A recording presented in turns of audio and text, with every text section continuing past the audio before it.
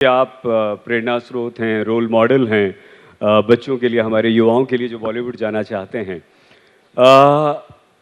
उन्हें आप आज क्या सलाह देंगे? क्या वो करें ताकि उस सपनों की नगरी में जहां हर पत्थर के नीचे किसकी ठोकर लगे, किस पत्थर के नीचे आपकी किस्मत है कि आप बुलंदी पर और सितारा बन जाएं?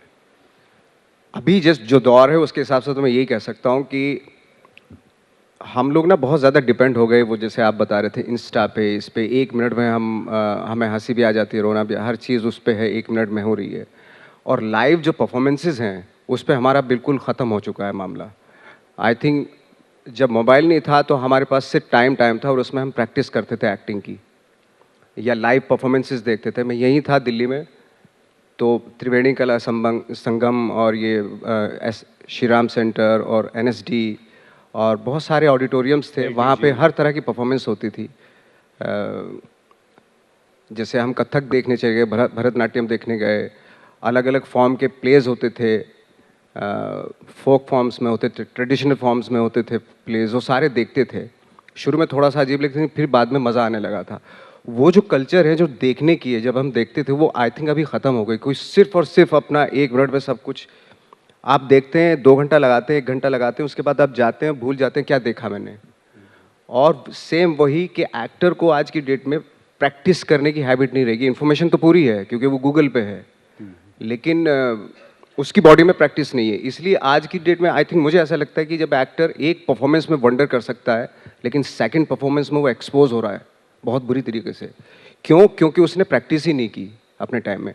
तो इससे जितना हो सके उतना बचें और थोड़ा लाइव चीज़ों पे फोकस करें, वो ज़्यादा अच्छा है। आपको लगता है कि इसके लिए जिम्मेदार डायरेक्टर्स, प्रोड्यूसर्स हैं? इसके लिए जिम्मेदार आपका कमर्शियल हो जाना है भारतीय सिनेमा का? क्योंकि अब तो शिफ्ट में काम करने लगे हैं, अब तो इतना आपका टाइट स्केड्यूल होता है कि 1 घंटा यहाँ कर रहे हैं तो अगले 2 घंटे बाद कहीं और दूसरी लोकेशन पर जाकर आप शूट कर रहे हैं। अभी एक फिल्म कर रहे हैं तो शाम को दूसरी फिल्म के लिए शूट कर रहे हैं आप। आई थिंक वो इसलिए कर रहा है, उसको इतना पैसा नहीं मिलता। यहाँ पे ये भी कर रहा है, वो भी कर रहा है, 3-3 शिफ्टें कर रहा है। क्योंकि अगर एक फिल्म में उसको अच्छा खासा ठीक ठाक अमाउंट मिलेगा, वो क्यों करेगा? कोई भी नहीं करेगा। मैं भी 1 साल में एक ही फिल्म करूँगा। अब मुझे 2-2 3-3 फिल्में करनी पड़ती, 4 फिल्में करनी पड़ती हैं 1 साल में। अगर मुझे लगेगा कि हाँ, एक साल में मेरे पास इतना आ जाता है, तो मैं आई थिंक एक ही फिल्म करूँगा लाइफ में, 1 लेकिन साल में। अब मतलब ये तो बात पैसे पे आ गई ना। आपने जब शुरू किया था 12 साल, आप छोटी-छोटी कुछ आपको रोल मिल रहे हैं, उसमें पैसा नहीं था, क्योंकि यहाँ पर तो बहुत सारे लोग जो करना चाहते हैं वो इसलिए नहीं कर पाते क्योंकि जो नौकरी कर रहे हैं उसमें अच्छा अर्न कर रहे हैं। उसको छोड़कर अपने मन का कुछ करना बहुत दिक्कत है। आप कह रहे हैं मूवी में मैं एक कर लेता, तो आपने वो 12 साल कैसे बिताए? फिर उस समय तो अर्निंग का उतना सोर्स भी नहीं रहा। आपने एक इंसिडेंट मुझे याद आता है, आपने कहा कि 2000 रुपए आपको मिले थे, 2000 आपको और 2000 आपके दोस्त को। खा पी के आप वापस आए, सारे पैसे खत्म।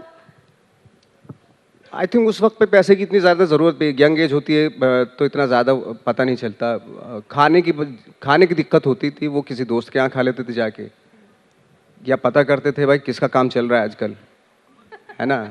तो पता चलता था अच्छा फला का चल रहा है, वो सीरियल कर रहा है, उसके पास पैसा वैसा आ रहा है, तो उसके पास चले जाते थे। तो 4-5 दिन वहाँ रहते थे उसके घर पे, फिर बाद में वो बोलता था अच्छा भाई अब निकल लो, बहुत हो गया। निकल जाते थे वहाँ से। अच्छा, क्या ये भी सच है, हमने ये सुना, जो रिसर्च टीम ने हमारी बताया कि आपने एक ऐसा दौर भी देखा संघर्ष की, स्ट्रगल की, नवाज़ की अगर बात करें तो वो शायद इनसे ज़्यादा फिल्म इंडस्ट्री में किसी ने नहीं किया।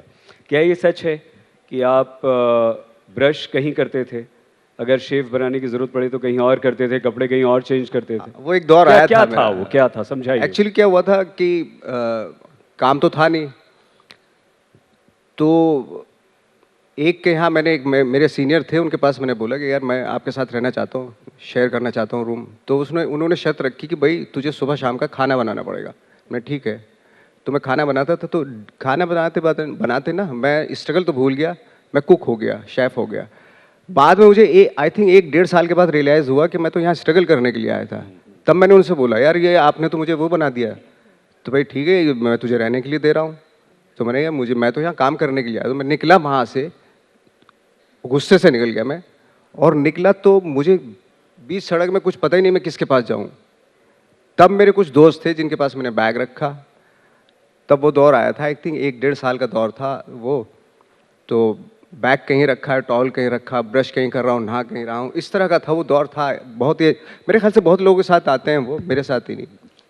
लेकिन आपने ये जो स्ट्रगल का ज़िक्र किया ना, आपने तो रियल एक स्ट्रगल हम महसूस कर पाते जितने आम लोग आपसे कनेक्ट करते हैं, क्योंकि गाँव से ऐसे उठ के वहाँ जाकर अपनी जगह बनाना। लेकिन बहुत सारे हीरो जो इंडस्ट्री में हैं, जिन्होंने अपनी जगह बनाई, उनके में ऐसा रहता है प्लेटफ़ॉर्म पे जाके सोया, सड़क पे जाके सोया, बहुत दुःख देखे। आपने तो देखे भी होंगे, लेकिन आपने कभी ऐसा सोचा नहीं कि ऐसा कुछ स्ट्रॉन्ग सा बनाता हूँ कि लोगों को लगे कि हाँ, मेरा स्ट्रगल भी बहुत ज़्यादा था? देखिए, हमारी लाइफ पहले कौन सी अच्छी थी जो स्ट्रगल हमें बहुत भारी लगता, वैसे था।